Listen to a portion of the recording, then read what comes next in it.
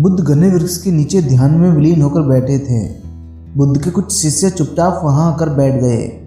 बुद्ध ने जब अपनी आंखें खोली तो वे उन्हें देखकर कहने लगे, तुम सभी किसी असमंजस में दिख रहे हो।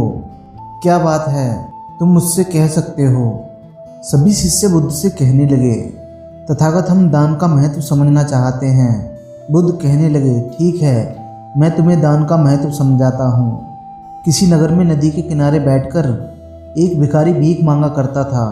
उसके हाथ में एक कटोरा रहता, जिसे जो दान देना होता वह उस कटोरे में डाल देता।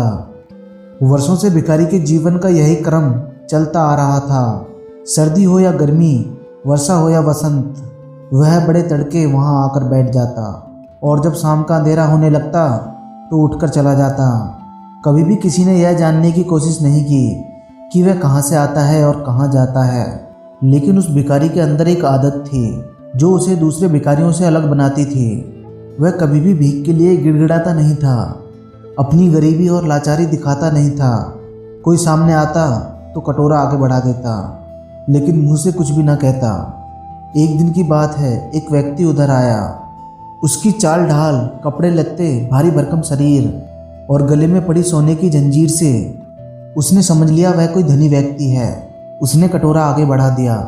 उस आदमी ने भिखारी की ओर देखकर ऐसा मुंह बनाया जैसे कोई कड़वी चीज उसके मुंह में आ गई हो।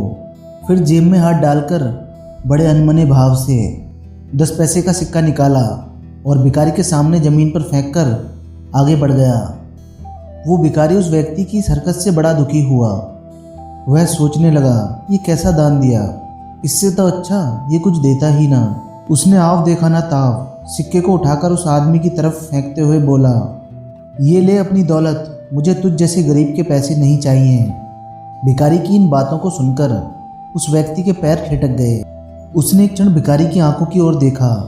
उसकी आंखों के भाव को देखकर वो व्यक्ति समझ गया। तभी उसे एक ज्ञानी द्वारा कही वो बात याद आ गई, जिस दान के साथ दानदाता अपने दिल को नहीं देता वह दान व्यर्थ है, और जिसके पास दिल नहीं है वह करोड़ों की संपत्ति होते हुए भी सबसे बड़ा गरीब है। वो धनी व्यक्ति उस भिखारी के पास जाकर क्षमा मांगते हुए कहने लगा, तुमने मुझे इस बात का एहसास दिलाया है कि दान दिल से किया जाता है, घमंड से नहीं। दान देते वक्त हमारे अंदर प्रेम होना चाहिए, ना कि अभिमान। तभी हमारा दान सफल है।